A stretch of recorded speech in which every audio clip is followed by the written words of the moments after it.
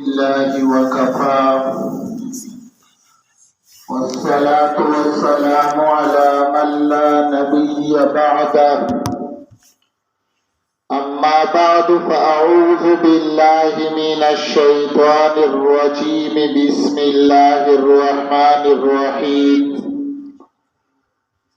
قل للمؤمنين يغضوا من أبصارهم ويحفظوا فروجهم وقال تعالى في مقام آخر وقل للمؤمنات يغضضن من أبصارهن ويحفظن فروجهن ولا يبدين زينتهن إلا ما ظهر منها وقال تعالى في مقام آخر يا أيها النبي قل لأزواجك وبناتك ونساء المؤمنين يدنين عليهن من جلابيبهن وقال رسول الله صلى الله عليه وسلم المرأة عورة فإذا خرجت استشرفها الشيطان وأقرب ما تكون المرأة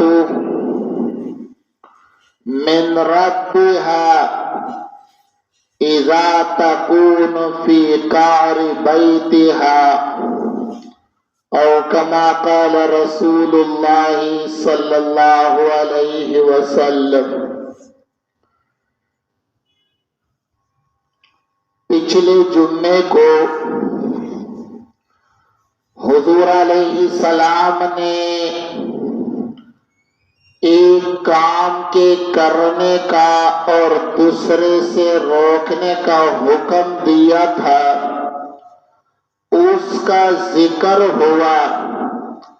حیا اختیار کرنے کا اور بے حیائی فحاشی سے بچنے کا۔ آج دوسرا حکم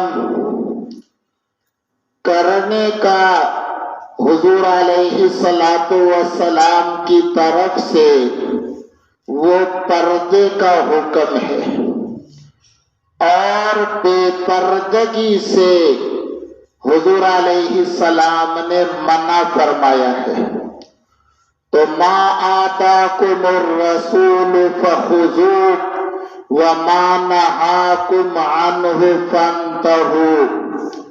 جب ہماری ذمہ داری ہے کہ اللہ کا رسول جو کام کرنے کا کہے اس کو کریں گے، اور جس کام سے روک دے اس سے اپنے آپ کو روکیں گے۔ پردے کی ہدایت اور بے پردگی سے روکنے کا حکم اسلام میں بڑی اہمیت کا حامل ہے۔ اس پردے کا آغاز نظر سے شروع ہوتا ہے، اس لیے کہ زنا اور بدکاری آخری درجہ ہے، آغاز نظر سے۔ اسی لیے کہا جاتا ہے نظرتن، پہلی دفعہ بد نظری ہوتی ہے، بد نظری کے بعد پھر دوسرے درجے میں آپس میں ایک ملاپ کی صورت بننے کے لیے آغاز ہوتا ہے میلان کا، اس کے بعد آتا ہے سلام، اس کے بعد ہے کلام، اس کے بعد ہے لقاء اور ملاقات کے وعدے۔ وَأَنْتَ تَعْلَمُ مَاذَا يَكُونُ بَعْدَ اللِّقَاءِ، اور سب جانتے ہیں کہ جب ملاقات ہو جائے اس کے بعد کیا بے حیائی ہو سکتی ہے۔ اس لیے شریعت نے شروع سے پابندی لگا دی۔ بے حیائی اور زنا بدکاری تو آخری درجہ ہے، جو پہلا درجہ ہے نظر کا، اتنی اہمیت کا حامل ہے۔ قرآن نے مردوں کو الگ حکم دیا، عورتوں کو الگ حکم دیا۔ قل، اے میرے محبوب کہہ دیجئے ایمان والے مردوں سے اپنی نگاہیں پست رکھیں۔ جب نگاہیں نیچے ہوں گی، بد نظری سے بچیں گے تو اپنی شرمگاہوں کی حفاظت آسان ہوگی۔ آغاز میں کوشش کرے، انجام سے بھی بچ جائیں گے۔ وَقُلْ لِلْمُؤْمِنَاتِ، ایمان والی عورتوں سے کہہ دے، یغضضن من ابصارہن ویحفظن فروجہن، اپنی نگاہیں پست رکھے اور اپنی شرمگاہوں کی حفاظت کریں۔ 18واں پارہ سورہ نور۔ مردوں کو الگ حکم، عورتوں کو الگ حکم۔ مردوں کی اتنی ذمہ داری اپنی نگاہوں کی حفاظت کرے اور اپنے سطر کی حفاظت کرے، اپنے شرمگاہوں کی حفاظت کرے۔ بس مرد اپنی نظر کی حفاظت اور ناک سے لے کے گھٹنے تک اپنے بدن کو چھپا کے رکھے۔ یہ آدمی پاپردہ ہے، اس نے پردے کا حق ادا کر دیا۔ باقی بدن مرد پہ چھپانا فرض واجب نہیں ہے، بس ناک سے لے کے گھٹنے تک اور اپنی نگاہ کی حفاظت کریں۔ یہ نگاہ کی حفاظت اتنی اہمیت رکھتا ہے کہ سابقہ انبیاء کرام نے بھی نگاہ کے حوالے سے تاکیدی احکامات دیے، اور حضور علیہ السلام کی مرسل روایت حسن بصری سے لعن اللہ الناظر والمنظور الیہ، جو مرد بد نظری کرتا ہے، جو عورت بد نظری کے لیے اپنے آپ کو پیش کرتی ہے، دونوں اللہ کی رحمت سے دور ہے۔ عورت کو بد نظری سے بھی منع کر دیا گیا۔ حضور علیہ السلام کے پاس ازواج مطہرات میں حضرت عائشہ اور حضرت حفصہ ہے۔ حضرت عبداللہ بن ام مکتوم آتے ہیں، شائبہ بھی نہیں ہے کہ ان کے ذہنوں میں پورے خیالات ہو، لیکن پھر بھی حضور علیہ السلام امت کو سکھانے کے لیے ان دونوں کو حکم کرتے ہیں، پردے میں ہو جاؤ، میرے صحابی آ رہے ہیں۔ اے اللہ کے رسول، وہ تو دیکھ نہیں سکتے۔ فرمایا اگر وہ نہیں دیکھ سکتے تو آپ تو ان کو دیکھ سکتی ہو۔ لہذا نظر کی حفاظت مرد کی بھی ذمہ داری اور نظر کی حفاظت عورت کی بھی ذمہ داری ہے۔ اس سے آگے عورت کی مزید ذمہ داری یہ ہے کہ یہ عورت نام ہی چھپانے کا ہے۔ عورت کہتے ہی چھپانے کی چیز کو ہے، اور اس کے لیے لفظ استعمال ہوتا ہے جلباب، پردہ، چادر، جس کا معنی ہی یہی لکھتے ہیں وہ چیز جس کے ذریعے سے دوسری چیز کو نظروں سے بچایا جائے۔ جلباب کا معنی ہی یہی ہے کہ کوئی چیز ایسی ہے جس کا قصد کیا جا سکتا ہے، وہ مقصود نگاہ بن سکتی ہے، اس چیز کو نظروں سے اوجل کیا جائے، نظروں سے بچایا جائے، اس کو جلباب کہتے ہیں۔ یہ عورت کی اگلی ذمہ داری ہے کہ عورت گھر کی دولت ہے، عورت چمن کا پھول ہے، عورت شیشہ اور آئینہ ہے، عورت سفید لباس ہے۔ یہ بد نظری کرنے والا یہ چور ہے، چور سے دولت کو محفوظ رکھا جاتا ہے، اس لیے عورت کی ذمہ داری وہ اپنے گھر میں قرار پکڑے۔ وَقَرْنَ فِي بُيُوتِكُنَّ، اپنے گھروں میں قرار پکڑو، وَلَا تَبَرَّجْنَ تَبَرُّجَ الْجَاهِلِيَّةِ الْأُولَى، پہلی زمانے جاہلیت کی طرح بے پردہ ہو کے باہر نہ نکلو۔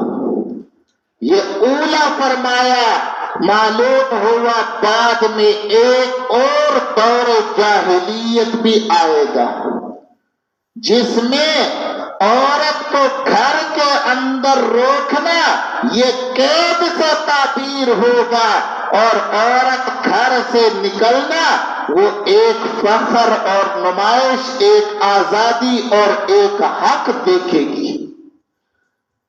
حالانکہ آج بھی کسی کے پاس کوئی قیمتی دولت ہو وہ اس کو چھپا کے رکھتا ہے، نہ یہ کہ وہ کھلم کھلا رکھے تاکہ چور اس پہ حملہ آور ہو۔ آج بھی اگر کوئی قیمتی حیوانات میں سے کوئی حیوان ہے اس کو گھر کے اندر سنبھال کے رکھا جاتا ہے، نہ یہ کہ گھر سے باہر رکھا جاتا ہو۔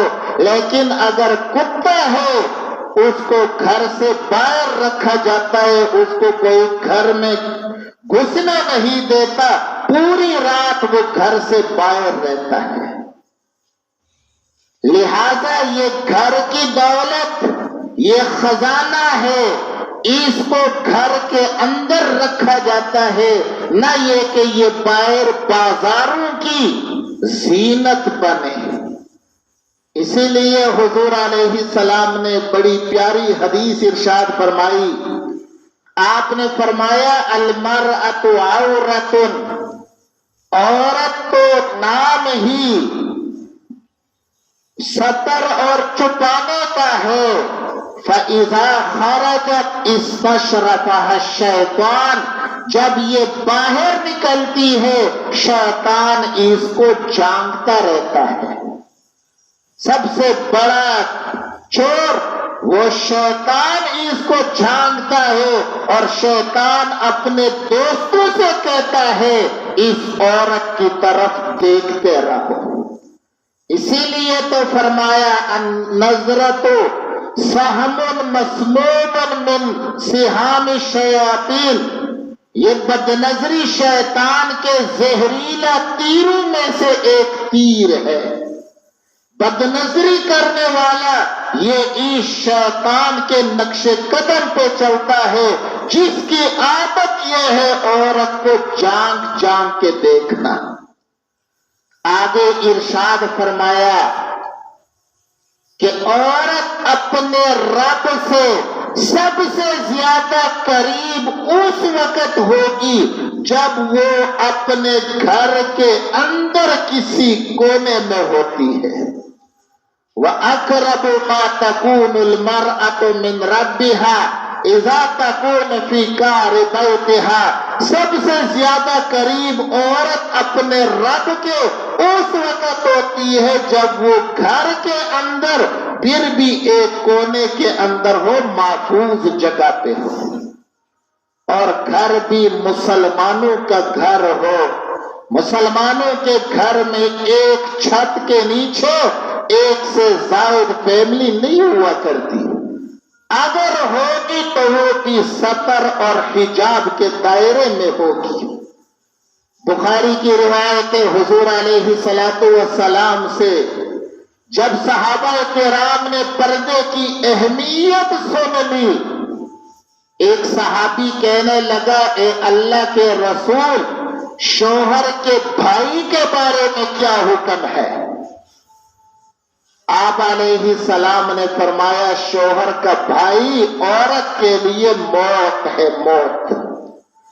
جیسے کوئی عورت موت سے اپنا بچاؤ ضروری سمجھتی ہے، یہ دیور سے، شوہر کے رشتہ داروں سے اپنے آپ کو پردے میں رکھنا یہ ایسے ضروری ہے جیسے موت کے اسباب سے ہر ایک بچنے کی کوشش کرتا ہے۔ عورت کے رشتہ داروں میں ایک شوہر ہے عورت کا، ایک شوہر کا باپ ہے اور ایک شوہر کی اولاد ہے۔ بس ان سے پردہ نہیں ہے، ان میں ایک شوہر ہے، ایک شوہر کا باپ ہے اور ایک شوہر کا بیٹا ہے دوسری بیوی سے، اس سے عورت کا پردہ نہیں ہے۔ اس لیے کہ جس مرد کا عورت سے نکاح ہو گیا، یہ عورت اس مرد کے باپ پر، سسر پر ہمیشہ کے لیے حرام ہے۔ اسی طرح جس عورت سے باپ نے نکاح کر لیا، اس آدمی کے بیٹے پر اپنے باپ کی دوسری، تیسری، چوتھی بیوی ہمیشہ کے لیے حرام ہو گئی۔ باقی اپنے نسبی خاندان میں عورت کے لیے اپنا باپ دادا ہے، بیٹا پوتا، اسی طرح اپنا بھائی بھتیجا، اسی طرح اپنی بہن کی اولاد بانجے، یہ اس کے لیے محارم ہے، ان سے عورت کا نکاح نہیں ہو سکتا، ان سے پردہ بھی ضروری نہیں ہے۔ باپ ہے، باپ کے بھائی ہیں، دادا ہے، اسی طرح بھائی کی جو اولاد ہے، اسی طرح بہن کی جو اولاد ہے، یہ اس کے لیے محارم ہے۔ اسی طرح جس عورت نے کسی عورت کا بچپن میں دودھ پیا ہو 2 سال 2.5 سال کے اندر تو اس دودھ پلانے والی کا باپ، اس دودھ پلانے والی کا دادا، اس کی اولاد، وہ اس دودھ پینے والی بچی جو آج عورت ہے، اس کے لیے محارم میں ان سے کبھی نکاح نہیں ہو سکتا۔ یہ جو 3 طرح کے رشتہ دار ہیں، نسبی اعتبار سے، رضاعت کے اعتبار سے دودھ پینے کا جو سلسلہ ہے، اور مصاہرت کے اعتبار سے نکاح کی نسبت سے جو رشتے ہیں، ان 3 طرح کے رشتوں سے یہ لوگ جن کے اللہ نے قرآن میں نام لیے ہیں ایک ایک کا، ان سے عورت کو چھپانا اپنے آپ کو ضروری نہیں۔ ان کے علاوہ دنیا جہاں کے مردوں سے، چاہے وہ بوڑھے ہیں، جوان ہیں، علماء ہیں، صوفیاء ہیں، کوئی کسی مقام اور مرتبے کا انسان ہو، اس سے یہ عورت کو چھپا کے رکھنا یہ پردہ کہلاتا ہے۔ اور یہ پردہ ایسی چیز ہے کہ عورت کو اس مقام پہ پہنچا دیتی ہے کہ اللہ تعالیٰ سے سب سے زیادہ قریب عورت یہ پردہ نشین عورت ہے۔ یہی وجہ ہے حضور علیہ السلام دنیا سے پردہ فرما گئے، حضرت سودا سے حضرات کہنے لگے حج عمرہ کے لیے بھی نہیں جاتی ہو؟ آپ نے فرمایا فرض حج کر لیا ہے، اب میرے لیے گھر ہے، یہاں سے میرا جنازہ نکلے گا۔ وقرن فی بیوتکن ولا تبرجن تبرج الجاہلیت الاولی، پھر اس گھر سے ام المؤمنین حضرت سودا کا جنازہ نکلا ہے، وہ خود باہر نہیں نکلی۔ وقرن فی بیوتکن، حضرت فاطمہ رضی اللہ تعالی عنہا جو یہ حقیقت سمجھ چکی تھی، حضور علیہ السلام نے حضرات صحابہ سے پوچھا عورت کے لیے سب سے بہترین چیز کیا ہے؟ صحابہ مختلف، حضرت علی بن ابی طالب گھر تشریف لے گئے، حضرت فاطمہ الزہرا سے پوچھا، حضرت فاطمہ نے کہا عورت کے لیے سب سے بہترین چیز اور خوبی وہ پردے میں رہنا ہے۔ حضور علیہ السلام کے پاس آئے، حضرت علی نے جواب پیش کر دیا، حضور علیہ السلام خوش ہو گئے اور فرمانے لگے حضرت فاطمہ میرے جگر کا ٹکڑا ہے۔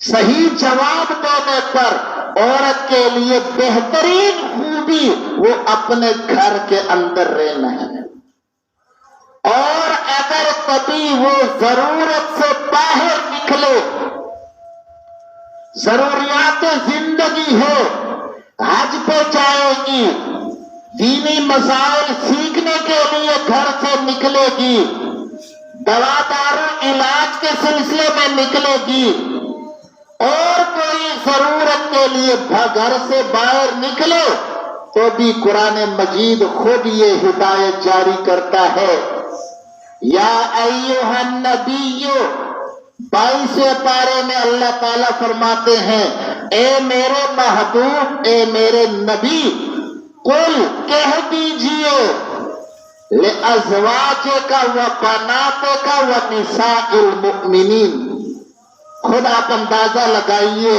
نماز کا حکم آتا ہے اقیم الصلاۃ، نماز قائم کرو، زکوٰۃ کا حکم آتا ہے آتوا الزکاۃ، زکوٰۃ ادا کرو، نہ کسی کا نام لیا جاتا ہے، نہ مختلف انواع بیان کیے جاتے ہیں۔ یہاں انداز دیکھو، اے میرے نبی اپنی گھر والیوں سے کہہ دو، ازواج نبی تمام مومنین کی مائیں ہیں، ان کے نام بھی یہ پیغام جاری کرو، وبناتک، اپنی پیاری بیٹیوں کے نام جو کس مکان پہ تھی پردے کے حوالے سے، ان سے بھی کہہ دیجئے، ونساء المؤمنین، اور مومنوں کی عورتوں سے کہہ دیجئے۔ الگ الگ نام لو دو تو کیا؟ یدنین علیہن من جلابیبہن، جب بھی گھر سے باہر قدم اٹھانے کی نوبت ہو اپنے اوپر بڑی چادر اوڑھ لیا کریں۔ جلباب وہ بڑی چادر جو سر کے بال سے لے کے پاؤں کے ٹخنوں تک عورت کے جسم کو چھپا کے رکھے، نہ اس سے عورت کا جسم دکھائی دے، نہ اس سے عورت کے جسم کی ساخت معلوم ہو، نہ اس کی طرف نظر کرنے کی اس میں کوئی دلچسپی ہو۔ ایسی بڑی چادریں اپنے اوپر اوڑھ لیا کرے، کیا ہوگا؟ گھر سے باہر جائے گی اور گھر واپس آنے تک چور سے محفوظ رہے گی، اس لیے کہ یہ عورت گھر کی دولت ہے، گھر میں رہنے کے لیے ہے، ضرورت سے باہر یہ گئی ہے، اب یہ باہر بھی اپنی حفاظت کا سامان ضرور کرے، اس لیے کہ شیطان اس کی طاق میں ہے۔ اس کے برخلاف اگر یہ عورت خوشبو لگا کے بن ٹھن کے باہر نکلے گی، حضور علیہ السلام نے فرمایا ایما امرأۃ استعطرت، جو عورت خوشبو لگا کے گھر سے باہر قدم رکھتی ہے۔ عورت کے لیے رنگ والا خوشبو استعمال کرنا ہوتا ہے، اس میں رنگت تو ہے پر اس میں خوشبو نہیں ہوتی کہ دوسرے تک پہنچے۔ مرد کے لیے خوشبو ہے جس میں بو تو ہے لیکن اس میں رنگت نہیں ہوا کرتی۔ جو خوشبو لگا کر کے باہر جاتی ہے فمرت علی قوم، پھر یہ عورت ایک قوم ایک جماعت کے پاس سے گزرتی ہے، لیجدوا من ریحھا، تاکہ وہ قوم اس کی خوشبو سونگھ لے، فہی کذا و کذا ای الزانیہ، یہ عورت یوں ہے، یعنی یہ بدکار عورت کی علامت اور نشانی ہے۔ خوشبو لگانا گھر میں ہے، خوشبو لگانا اپنے شوہر کے لیے ہے، خوشبو لگانا اس لیے نہیں کہ بازار کے بازاری لوگوں کو اپنی طرف متوجہ کر دے۔ لہذا یہ عورت پردے میں ہو کے سر سے پاؤں تک بڑی چادر اوڑھ کے گھر سے باہر نکلے تاکہ ان بد نظری کرنے والے چوروں کی نگاہ سے وہ محفوظ رہے۔ اسی طرح یہ عورت یہ آئینہ ہے، اس کا دل بڑا نرم نازک ہوتا ہے اور بد نظری کرنے والوں کی بد نظری وہ پتھر ہوا کرتے ہیں، پتھروں سے اس عورت کو بچا کے رکھنا یہ بھی اسلام نے مسلمانوں کی ذمہ داری لگائی ہے۔ اسی طرح یہ عورت چمن اور باغ کا ایک پھول ہے، پھول جب زمین باغ میں ہوتا ہے، چمن میں ہوتا ہے، وہ خوبصورت دکھائی دیتا ہے، اگر اس کو چمن سے باہر لے جائے وہ مرجھا جاتا ہے۔ عورت کا ٹھکانہ یہ ہے جب یہ باہر بازاروں کی زینت بن جائے تو پھر یہ مرجھا جاتی ہے، اس کی وہ اہمیت ختم ہو جاتی ہے۔ اسی طرح یہ عورت صرف اپنی ذات تک محدود نہیں، یہ پورے خاندان کے لیے ایک سفید لباس کی مانند ہے۔ پورے خاندان کی خوبصورتی اس عورت سے متعلق ہے۔ جب یہ باہر نکلتی ہے بے پردہ ہو کے تو بد نظری کرنے والے مرد ان کی بد نظری بدنما داغ کی طرح ہے، اور سفید لباس پہ داغ بڑی دور سے دکھائی دیتا ہے۔